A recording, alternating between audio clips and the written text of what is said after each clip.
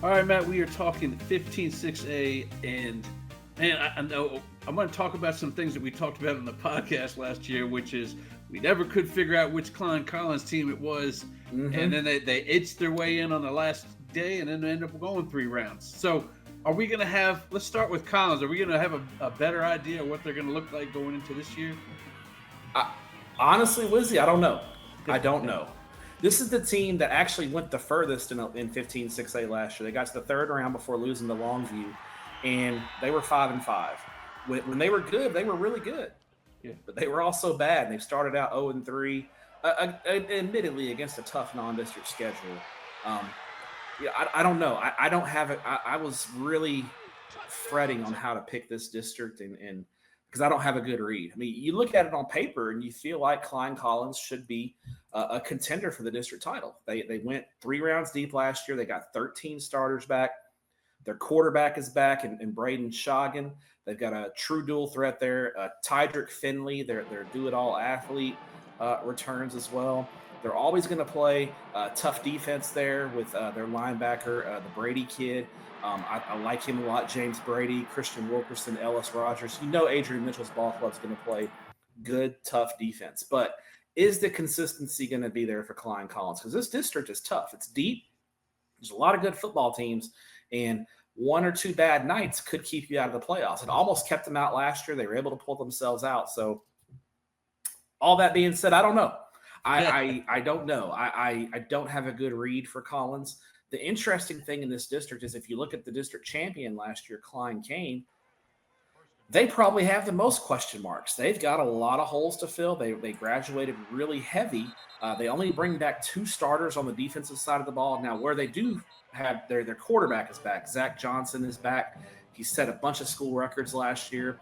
They've got 2 running backs that are going to be really impressive. Enrico O'Gwin, the talented sophomore, and Jarim Lewis will be very good. So I think Klein Kane offensively is going to be very good. Defensively, though, a lot of questions. Only 2 starters back. Braden Nwoku and AJ Kraft in the secondary are kind of their 2 top players, but there's a lot of question marks here. But Klein Kane's been consistent. They've consistently been the best team in Klein ISD. And so I think early on you have to give them the benefit of the doubt. But then we've got the dark horse, the X factor. That's the Klein Bearcats. Okay. New head coach Nick Caduti coming in from Fulshire, bringing that nasty. That right there should get you 2 more wins than you had the year before. Just that nasty wide zone offense. Caduti, those guys, and he's got playmakers at Klein. They are talented. Carter, I think they are. You know, Fulshire didn't throw it much last year. I think Klein's going to throw the ball. Carter Littell at quarterback is very, very good. He had a great sophomore season. They've got an outstanding running back in Edward Kelly Jr., 21 touchdowns a year ago. They've got a dynamic Division I wide receiver in Torrey Paul. They've got Division I offensive lineman. This is going to be an explosive Klein offense. I think they're the real dark horse to keep an eye on in this district. But they could also miss the playoffs because Klein Oak is back. Right. Micah Rhodes, the sophomore running back at Klein Oak. They're going to be good again. They've got a lot of guys back. Klein Oak brings back 9 starters. And they lose a lot of guys, 40 lettermen, but they've got Rhodes back. They've got Antonio Dural back, Johnny Craven, Andre Phillip. They've got some definite playmakers. They just got to, I think, up front in the trenches is where Oak's got a lot of questions that have to be answered. And then nobody talks about Tomball. Tomball's sitting over here, Dave Handel's ball club. They're like, hey, we won 10 games last year, 10-2. No one talks about Tomball yet consistently, year in and year out. Tomball is in the conversation for a district title. They're consistent. They had a 9-1 JV last year. Jackson Falden, their quarterback, is back.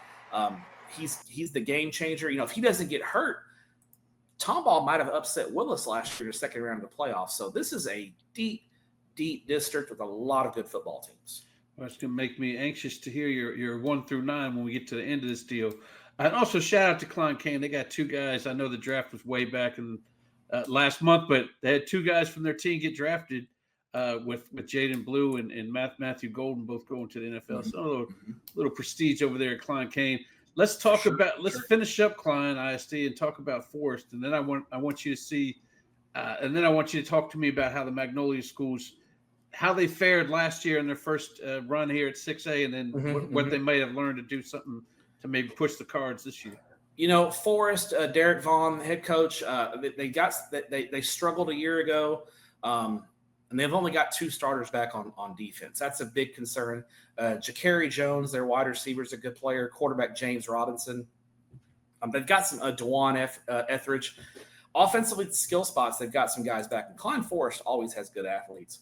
They're always fast. They're always talented. It's just up front and on defense where they have a lot of questions, and I think those questions are still lingering when you talk about Klein Forest. I think you put Klein Forest in some other districts. You put them in 17-6A, I think they're a potential play. They're fighting for that 3rd or 4th spot. But in this district, 15-6A, it's a tough neighborhood, a lot of good football teams, and I just think, unfortunately, they're going to struggle. The Magnolia schools, I think Magnolia High was very competitive last year, finished 5-5. They were right there in that playoff hunt till the very end of the season. This district came down to basically the last play of the season to determine the playoff spots there. Tyler Kovar, their linebacker, is just unbelievable. He's a 4-year starter, 124 tackles.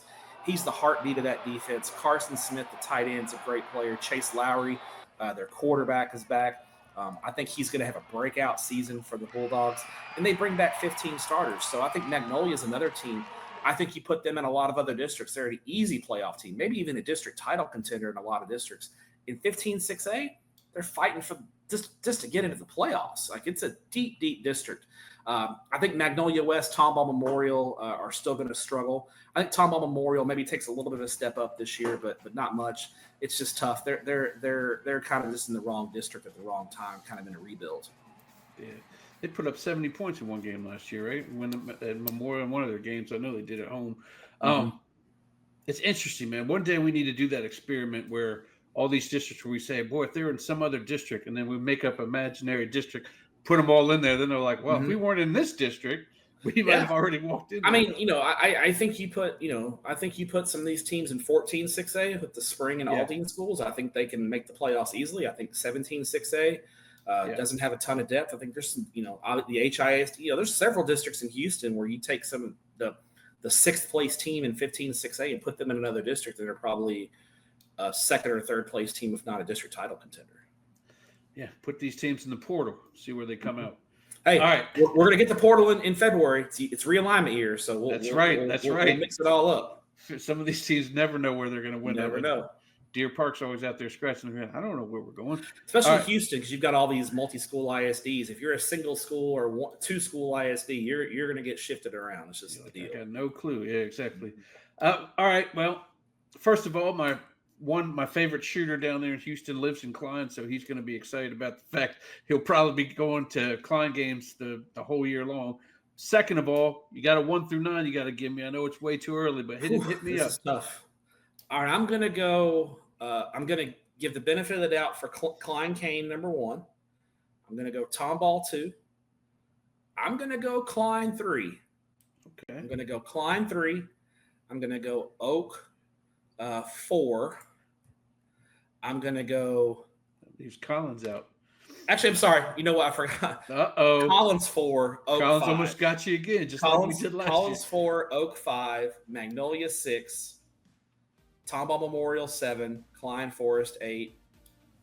Actually, no, Magnolia West 8, Klein Forest 9. So let's do that again. Make sure I got it right here. Run it back. We got to go Klein Kane 1, Tomball 2, Klein 3, Klein Collins 4, Klein Oak 5, Magnolia like I said, Magnolia 6th place. A lot of other districts playoff team. Tomball Memorial 7, Magnolia West 8, Klein Forest 9. There you have it.